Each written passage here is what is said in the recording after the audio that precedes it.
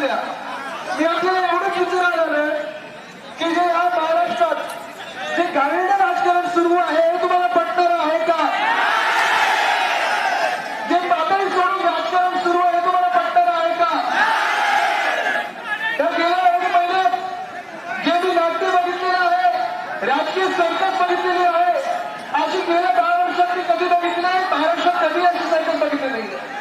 हे राजकारण मला तरी पटणार नाहीये. जर इथे मागे सगळ्यांनी शांत व्हा, मागच्यानी सगळ्यांनी शांत व्हा. स्टेज थोडं हलतोय, थोडं मागे.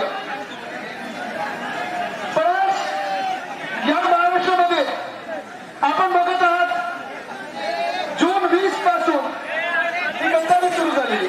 जरा किती शांत व्हा, जरा शांत व्हा.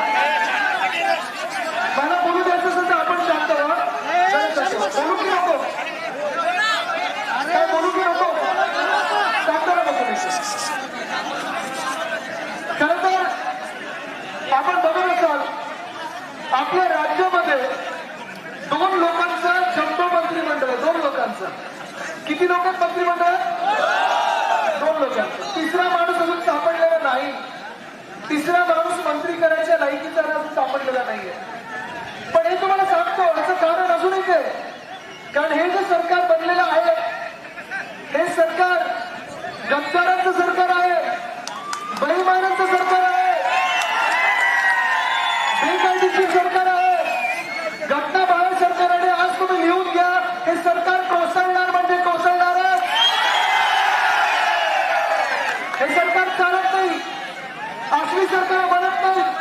अशी जर सरकार बनायला लागली असती तर आपल्या देशात अस्तित्व निर्माण होईल. पण आज इथे येत असताना तुमचं प्रेम बघितल्यानंतर माझं दुःख थोडं कमी होत आहे. गेल्या 1 महिना मी विचार करत आहे, या शिवाय संवाद यात्रेवर निघाल्यानंतर, प्रेम यात्रेवर, कृष्णा यात्रेवर निघाल्यानंतर मी विचार करत आहे की मानकरी पाटील साहेब आपलं काय चुकलं? काय चुकलं? तुम्ही मला सांगा. या गद्दारांना आपण काही कमी दिलं का? प्रेम दिलं, विश्वास ठेवला यांच्यावर, उद्धव साहेबांनी आशीर्वाद दिला, तुम्ही सगळ्यांनी मतदान केलं, तुम्ही आशीर्वाद दिला, त्यांच्यासाठी प्रचार केला की नाही तुम्ही? दिवस रात्र फिरला की नाही तुम्ही? मतदान केलं की नाही तुम्ही? जिंकल्यानंतर मंत्री ते झाले पण आनंद कोणाला झाला? तुम्हाला झाला ना? मग तुम्ही आणि आम्ही त्यांना काय कमी दिलं? कदाचित असं आता वाटायला लागलं मला की यांच्या गरजेपेक्षा जास्त आणि लायकीपेक्षा जास्त यांना दिलं आणि अपचन झालं म्हणून हजमोला खायला तर तिथे पलीकडे गेलेले आहे. पण काय तारे तोडताय? काय तारे तोडायला निघाले ते लोक? सगळीकडे सांगतात आम्ही क्रांती केली, आम्ही उठाव केला, आम्ही बंड केला. 33 देशांनी नोंद घेतली. 33 देशांनी तुमच्या गद्दारीची नोंद घेतली, तुमच्या बेईमानीची नोंद घेतलेली आहे. 33 देशांनी तुमच्या निर्लज्जपणाची नोंद घेतलेली आहे. बंड करायला गद्दारी नाही, बंड करायला जिद्द असते, उठाव करायला हिंमत लागते, क्रांती करायला ताकद लागते. तुमच्यात काही नाही, कधी नव्हती. तुम्ही होतात, आहात आणि राहाल ते गद्दार म्हणूनच आहात. गद्दार हा गद्दारच असतो. किती नाव बदलली तरी गद्दार हा गद्दार राहतो, बंडखोर म्हणून ओळखला जात नाही. जर तुम्हाला बंड करायचं असतात तर 2.5 वर्षापूर्वी या सरकारमध्ये सामील नसता झाला. जर तुम्हाला उठाव करायचा असता, तुम्हाला जर उठाव करायचा असतात, तुम्हाला जर क्रांती करायची असती तर 2.5 वर्ष मजामस्ती केली नसती. पण तुम्ही जे करून आलेला आहात ती गद्दारी केलेली आहे, गद्दारी केलेली आहे. अरे बाबा ते बंद करा ना, काय चाललंय? तुम्ही जे केलेली आहे ही गद्दारी केलेली आहे. गद्दारी करायला गेले कुठे हे होतं? गुवाहाटीच्या आधी सुरतला गेलेले. तिथे पहिलं आमिष आणि सगळं दाखवलं गेलं. सुरतेला गेले, सुरतेला जाऊन मजा मस्ती केली. तुम्ही काही व्हिडिओ तिकडचे बघितले असतील, एअरपोर्ट होतं तिथे परमटत देताना कसे हलत डुलत होते. तिथून कुठे गेले? गुवाहाटी. गुवाहाटीला गेल्यानंतर मला दुःख या गोष्टीचं झालं की एका बाजूला ह्याच प्रेसमधून आपण बघत होतो, टीव्हीवर बघत होतो, बातम्यांमध्ये वाचत होतो की ज्या गुवाहाटीमध्ये गेले हे लोक तिथे महापूर आलेला, भयंकर मोठा पूर होता. लाखो घरांना, लाखो लोकांना घरं नव्हती, लाखो लोकांना खायला अन्न नव्हतं, लाखो लोकांना घालायला वस्त्र नव्हती. पण अशा परिस्थितीमध्ये ज्या ठिकाणी पूर आलेला मोठा, लोक बेघर झालेली, तिथे हे 40 निर्लज्ज लोक मजा मस्ती करत ते टी शर्ट ट्रॅक पॅन्ट घालून हॉटेलमध्ये धिंगाणा करत होते. हे असले नेते तुम्हाला पाहिजेत का? तर हे खरोखर शिवसैनिक असते ना तर तिथे मदत करायला उतरले असते, त्या पाण्यात पुराच्या पाण्यात उतरले असते मदत करायला. पण मतदार नाहीत आमचे म्हणून उतरलो नाही, आम्हाला गद्दारी करायचे म्हणून उतरलो नाही. ही वृत्ती घेऊन ते गुवाहाटीवरनं गोव्यात आले.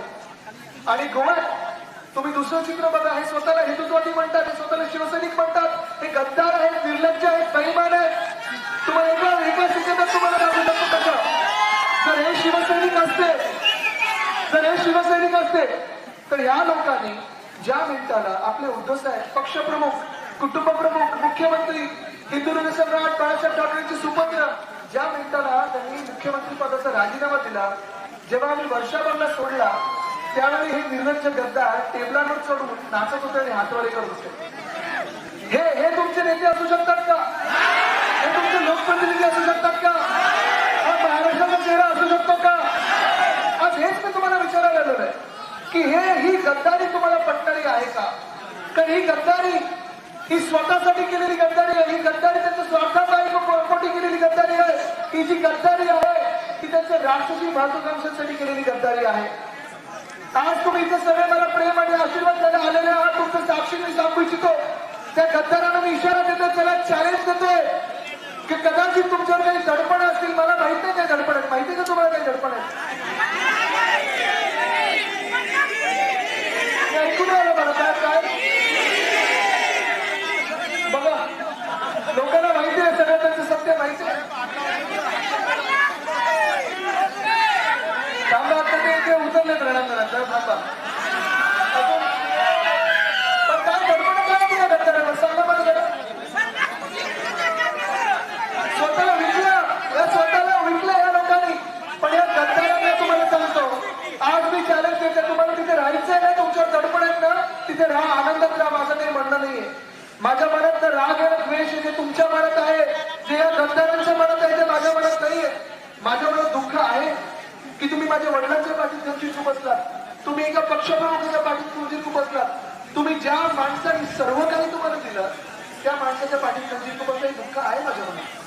पण आज त्या गद्दारांना मी सांगतोय, ज्यांनी स्वतःला विकलं असेल किंवा ज्यांनी स्वतःवर दडपण आहे म्हणून तिथे गेले, आनंदात राहा, सुखी राहा, माझं तुमच्याबद्दल काही म्हणणं नाहीये. पण तुमच्यात थोडी लाज उरली असेल, थोडी हिंमत असेल, थोडीशी जर लाज उरली असेल ना, तर चला आमदारकीचा राजीनामा द्या आणि निवडणुकीला सामोरे या.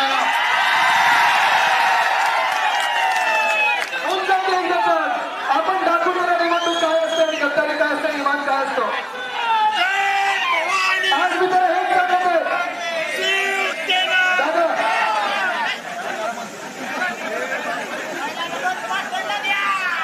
आता त्यांच्यात लहान असेल आणि हिंमत असेल राजीनामा देतील, त्यांच्या जिंकाळून कशी जिंकतात कसे बघितले तुम्ही.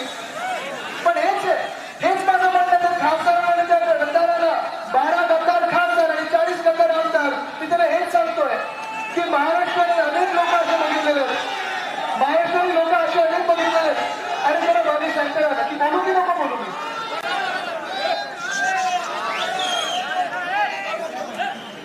मी त्या लोकांना हेच सांगतो की महाराष्ट्रात गद्दारी अनेक वेळा बघितलेली, पण आधीच्या बंडखोरांमध्ये एवढी तरी लाज होती की पक्ष बदलत असताना राजीनामा द्यायचे आणि पलीकडे जाऊन निवडणूक लढायचे. पण हे 40 गद्दार जे आमदार झाले, आपल्या मतदाराने झाले, तुमच्या आशीर्वादाने झाले, तुमच्या प्रेमाने झाले, उद्धव साहेबांच्या विश्वासाने झाले, उद्धव साहेबांच्या प्रेमापोटी झाले. हे जेव्हा आमदार केले, आपण यांच्यासाठी प्रचार केला, दिवस रात्र मेहनत केली, तेव्हा ह्यांनी कधी विचार नाही केला यांच्यावरची दडपण होती ती, तेव्हा ह्यांनी कधी विचार नाही केला कधी ही आमिष दाखवली जातील ती. आपण त्यांच्यावर सगळं काही जे काही आलं ते दिलं, सगळं काही दिलं. आणि आज जेव्हा जास्ती झालं त्यांना अपजन झालं, तेव्हा तिथे जाऊन बसलेले आहेत आणि आपल्या समोर येत आहेत. आम्ही उठाव केला, आम्ही बंड केलं. चला राजीनामा द्या, निवडणुकीला सामोरे जे काही जनता ठरवेल एकच होऊन जाऊ दे या महाराष्ट्रामध्ये या 40 सीटवर.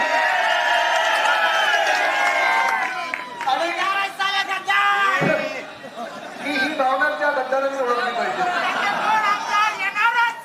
पण ज्या लोकांना वाटतं की उद्धव साहेबांबरोबर गद्दारी करणं चुकीचं होतं, ज्या लोकांना वाटतं उद्धव साहेबांच्या पाठीत खंजीर खुपसणं चुकीचं होतं, ज्या लोकांना वाटतं की त्या कुटुंब प्रमुखाच्या पाठीत खंजीर खुपसणं चुकीचं होतं, त्यांना मी सांगतोय आज चला परत या मातोश्रीचे दरवाजे तुमच्यासाठी सदैव खुले असतील. कारण मातोश्रीचं मन मोठं आहे, उद्धव साहेबांचं मन मोठं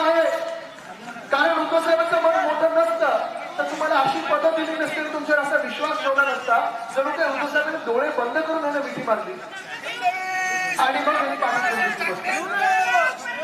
पण नितीनजी मी हे अनेकदा विचार करत असतो, मी हे पण विचार करत असतो की काय चुकलं आमचं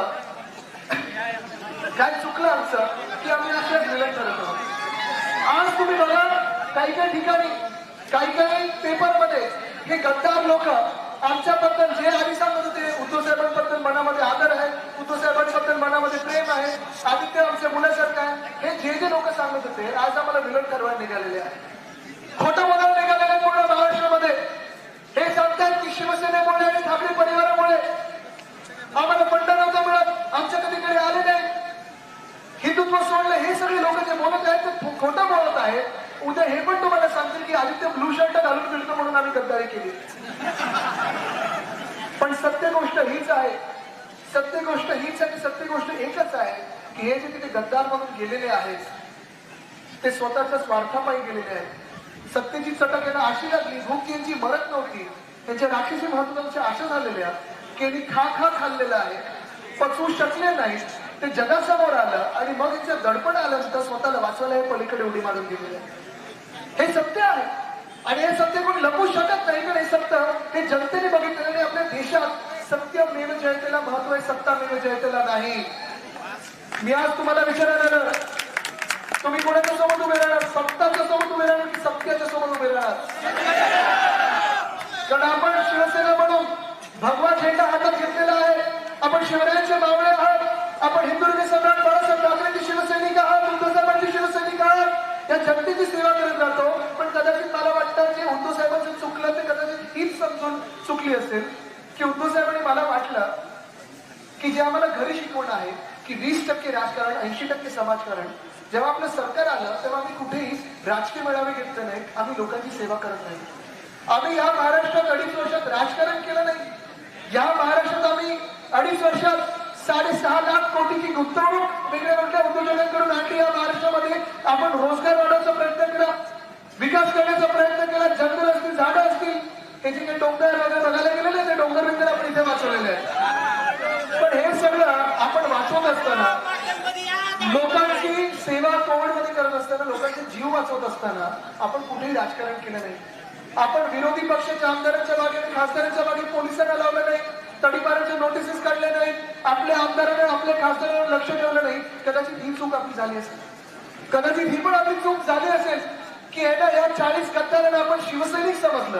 हे आपली नव्हतेच कधी, आता समजायला लागलं, पण आपण आधी शिवसैनिक समजायचो आणि मिठी अशी मारली, अंधविश्वास आपण यांच्यावर ठेवला, डोळे बंद करून मिठी मारली आणि तो जो हातात खंजीर होता ना तो कधी बघितलाच नाही. आणि ही महाराष्ट्र हा महाराष्ट्र आपला आहे, ही माती आपली आहे, साधू संतांची माती आहे, मावळ्यांची माती आहे. ही माती, ही भूमी आपली असताना गद्दारी करण्याची ती गरज नव्हती. तुम्हाला बंड करून राहायचं होतं ना, उठाव करायचं होतं ना, समोरून सांगायला पाहिजे होतं की साहेब आपल्याला चुकलं. वार जर करायचं होतं ना तर छातीवर वार करायचा होता, पाठीवर वार नाही करायला पाहिजे होता तुम्ही. पण आज या महाराष्ट्रामध्ये राजकारण बघा कसं चाललेलं आहे.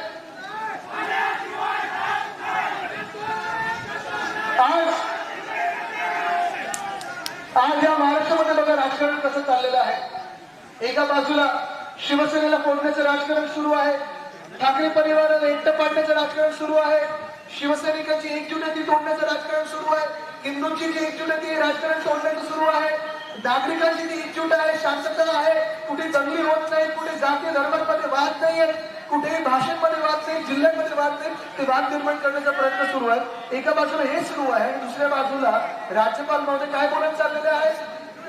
त्यांनी आज माफी मागितली असेल, पण हे त्यांनी विधान जे केलं ते येणं पण चुकीचं होतं. असा विचार तरी हा भौतिक कसा होऊ शकतो, ज्या महाराष्ट्राने तुम्हाला एवढं मोठा मान दिला, सन्मान दिला, असा विचार तरी कसं करू शकता. एकदा तुम्ही ऐकलेले सावित्रीबाई फुलेंबद्दल काय बोललेलं त्यांचे उद्गार ऐकलेले, शिवरायांबद्दल जे उद्गार होते ते देखील तुम्ही ऐकलेले. आणि परवाकडे जे बोलले मुंबई आणि ठाण्यामध्ये मराठी माणसाबद्दल बोललेले आहेत. म्हणजे जे नागरिक एकत्र आलेले होते, जिथे जिथे निवडणुका आल्यात तिथे मतांचं विभाजन करा आणि मतं जिंकण्याचा प्रयत्न करा. हे राजकारणात चाललेलं आहे. हे राजकारण तुम्हाला मान्य आहे का. एका बाजूला कोणी बोलते पक्षामधून की शिवसेना संपली तर दुसरं कोण उरणार, दुसऱ्या बाजूला तुम्ही म्हणता की ठाकरे परिवाराला आम्हाला एकटं पाडण्याचा प्रयत्न होतोय. पण मी सगळ्यांना सांगत आहे की ह्या ठाकरे परिवाराला तुम्ही संपू शकत नाही, कारण ठाकरे परिवार शिवसेना परिवार माझ्या समोर बसलेला आहे. तुम्ही सगळ्यांचा परिवार आहात.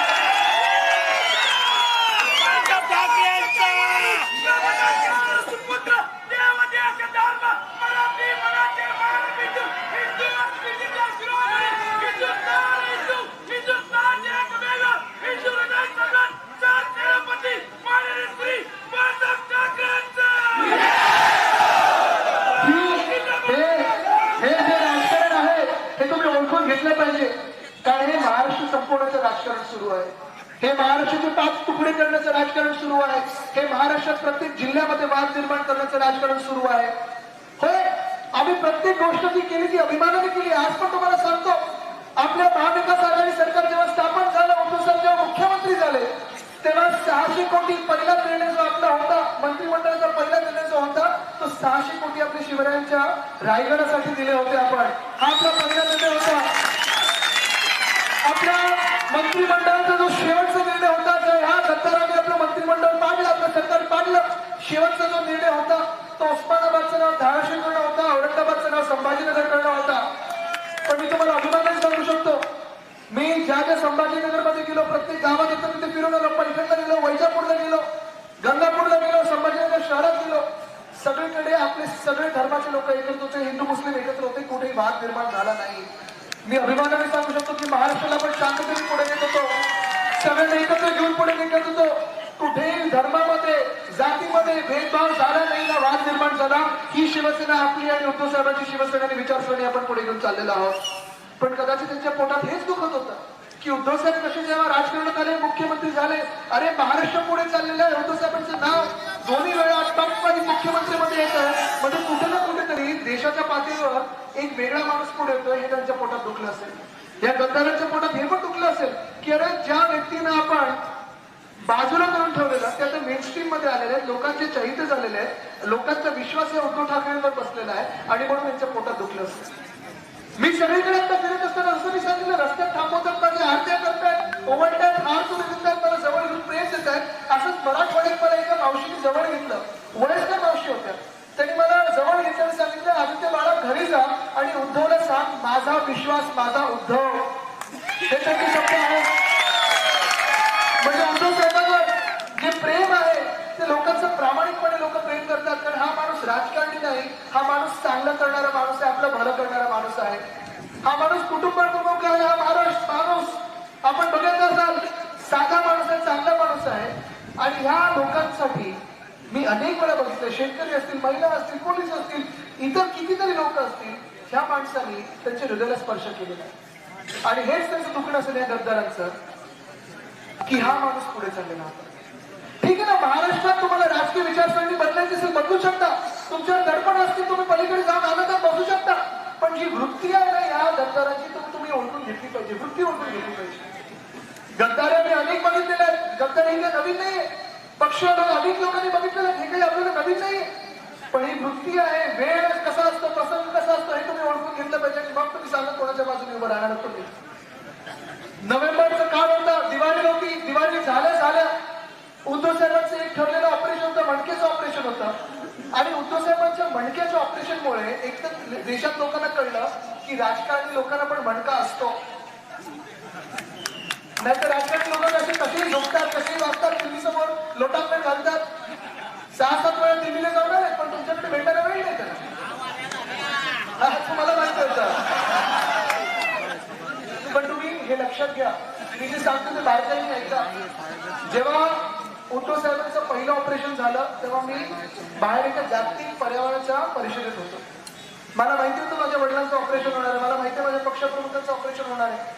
मी त्यांना विचारलं बाबा मी काय करू, तुमचं ऑपरेशन आहे. तरी सांगितलं आधी तू स्वतःसाठी नाही जातेस, महाराष्ट्रासाठी जातेस, तू जायला पाहिजेस.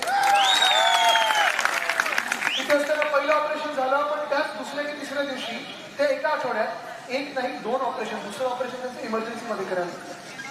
आता ज्यांचे ऑपरेशन झाले असतील तुम्हाला माहिती आहे की ऑपरेशन थिएटर किती भीतीदायक वातावरण असतं, बरोबर. म्हणजे आपण जेव्हा कोविडची लस जेव्हा घ्यायला गेलो किंवा दाताच्या डॉक्टरकडे जातो तेव्हा पण आपण घाबरत असतो की अरे बाबा दुखणार की नाही ही मनात आपली भीती असते. पण उद्धव साहेबांचं 1 नाही 2 ऑपरेशन झाले. दुसऱ्या ऑपरेशन नंतर उद्धव साहेबांनी जी परिस्थिती सांगितली आपल्याला माहिती आहे. मी मुलगा म्हणून आत्ता बोलायला सुरुवात केली, आधी बोलत नव्हतो. कारण आम्हाला तुम्ही विचार करा, मुख्यमंत्र्यांचा परिवार जर खचून गेलं तर महाराष्ट्राचं काय होणार, राज्याचं काय होणार ही चिंता होती. मी बघत होतो उद्धव साहेबांचं दुखणं बघत होतो, त्यांच्या वेदना बघत होतो. उद्धव साहेबांच्या हॉस्पिटलच्या बेडमधून जास्ती हलू शकत नव्हते, हातपाय त्यांचे जास्ती काही चालू वापरू शकत नव्हते. तरी देखील प्रत्येक आमदारांनी, प्रत्येक खासदारांनी, मंत्र्यांनी, कुठच्याही पक्षाच्या आमदारांनी, कलेक्टर असतील, एसपी असतील, कमिशनर असतील, कुठच्याही शासन प्रशासनाच्या अधिकाऱ्यांनी फोन केला, व्हॉट्सअप केला, तरी उद्धव साहेब बोलण्याचा प्रयत्न करत होते. आणि दुसरी गोष्ट म्हणजे व्हिडिओ कॉन्फरन्सिंगवरनं मंत्रिमंडळाच्या बैठका करत होते. महाराष्ट्राचं काम कुठेही थांबवलं नाही त्यांनी. पुढे जात असताना डिसेंबरमध्ये आपण आठवा कोविडचा काळ होता, कोविडचे आकडे वाढत होते, रुग्ण वाढत होते. आणि उद्धव साहेब त्या हॉस्पिटलच्या बेडमधून प्रत्येक दिवशी मी बघत होतो 3-3, 4-4 तास फोनवर बोलायचे लोकांशी. त्यांची एनर्जी संपायची, हलू शकत नव्हते, तरी देखील ते बोलायचे की माझा महाराष्ट्र कसा आहे. हे उद्धव साहेबांच्या मनात होतं, ही काळजी उद्धव साहेबांची होती आणि ती अजून देखील आहे. पण हे होत असताना दुसऱ्या बाजूला हे निर्लज्ज गद्दारांचे नेते, ज्यांनी उद्धव साहेबांची काळजी घ्यायला पाहिजे होती, ज्या गद्दारांनी खरं तर उद्धव साहेबांसाठी महाराष्ट्रात फिरायला पाहिजे होतं, ज्यांनी उद्धव साहेबांची येऊन विचारपूस करायला पाहिजे होती, ज्यांनी उद्धव साहेबांना सांगायला पाहिजे होतं, साहेब मी तुमच्या सोबत आहे, तुम्ही मला सगळं काही दिलं, तुम्ही मला माझा राजकीय जन्म दिला, सामाजिक ओळख दिली, हे जे सांगायला पाहिजे होतं, माझं कर्तव्य तुमच्यासाठी फिरणं, हे केलं नाही. ह्या गद्दारांनी काय केलं, आमदारांची जमवाजमव सुरू केली. जमवाजमव सुरू केली की तू येतोस का माझ्यासोबत, तू येतोस का माझ्यासोबत, चला शिवसेनेला फोडूया, मला मुख्यमंत्री करा, शिवसेनेला फोडूया. हे या लोकांनी केलं. हे राजकारण तुम्हाला पटणार आहे का? कारण हे मी मुलगा म्हणून बोलत आहे, मी आमदार म्हणून बोलत नाहीये. मी ते दुःख बघितलेलं आहे, माझ्या परिवाराचं दुःख बघितलेलं आहे, कठीण प्रसंग बघितलेला आहे. आणि जेव्हा ज्या परिवाराने तुम्हाला सगळं काही दिलं, ज्या माणसाने तुम्हाला सगळं काही दिलं, तर तो कठीण काळातून जात असतो. तुम्ही मला सांगा, तुम्ही तुमच्या आई वडिलांना किंवा काका मावशीला सोडणार का? तुम्ही तुमच्या गुरूंना सोडणार का? नाही सोडणार. आपण त्यांच्या सोबत उभं राहू, खंबीरपणे सोबत उभं राहू. जोपर्यंत तो माणूस बरा होऊन ठणठणीत होऊन बाहेर पडत नाही, तोपर्यंत तरी मी थांबलो असतो, त्यांच्यासोबत फिरलो असतो, त्यानंतर पण फिरलो असतो. कधी मनात माझ्या गुरूंसोबत, माझ्या आई वडिलांसोबत, माझ्या पक्षप्रमुखांसोबत मी गद्दारी करण्याचा विचार देखील आणला नसला. कारण ह्या लोकांना जे काही उद्धव साहेबांनी दिलं ते एवढं होतं की काही लोकांना अशी खाती पण दिली जी मुख्यमंत्र्यांनी कधी 40 वर्षात सोडली नव्हती. एवढा विश्वास ठेवलेला उद्धव साहेबांनी, एवढं प्रेम दिलं उद्धव साहेबांनी. पण त्या काळात या लोकांनी गद्दारी केली. त्या काळात या लोकांनी गद्दारी केली. पक्ष फोडवायला सुरुवात आता केली जेव्हा उद्धव साहेबांना कोविड झालेला. म्हणजे तुम्ही विचार करा, ज्या पक्षप्रमुखांनी, ज्या मुख्यमंत्र्यांनी अखंड कोविड काळात आपल्याला मदत केली, आपले जीव वाचवले, जेव्हा त्याच माणसाला कोविड होतो तेव्हा ही पक्ष फोडायला सुरुवात केली. आणि ही गोष्ट मला लाज वाटायला लावते की अशा लोकांसोबत आपण बसायचो आणि ह्या लोकांना मी शिवसैनिक म्हणून मानायचो, ह्या लोकांना मी काका बोलायचो आणि ह्या लोकांना मी आपलं समजायचो.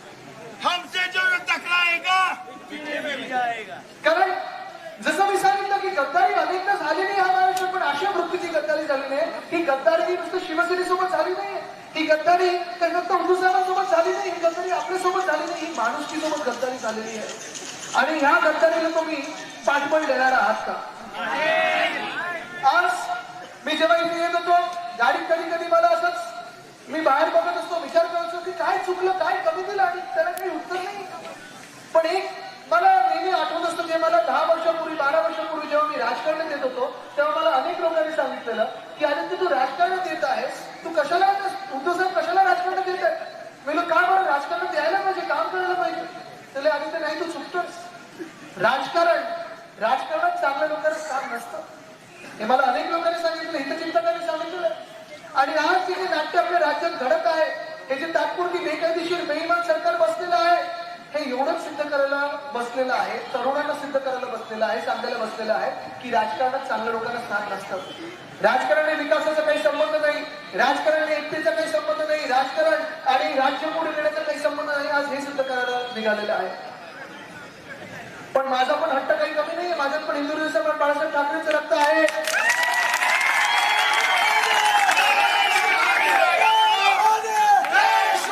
पक्षप्रमुख उद्धवसाहेब ठाकरेंचं रक्त आहे, आई वडिलांचे संस्कार आहे, राज्य आजोबांचे संस्कार आहेत. आणि त्यांनी हेच शिकवले, रडायचं नाही, लढायचं नाही. मी आज तुमच्या सोबत महाराष्ट्राला नाही, देशाला नाही, तर जगाला हे सिद्ध करायला निघालेलो आहे की ह्या राजकारणात चांगल्या लोकांना स्थान असतं. तुम्ही माझ्यासोबत उभे राहणार की नाही? कारण ह्या राजकारणात आपण बघत आहात, या राज्यामध्ये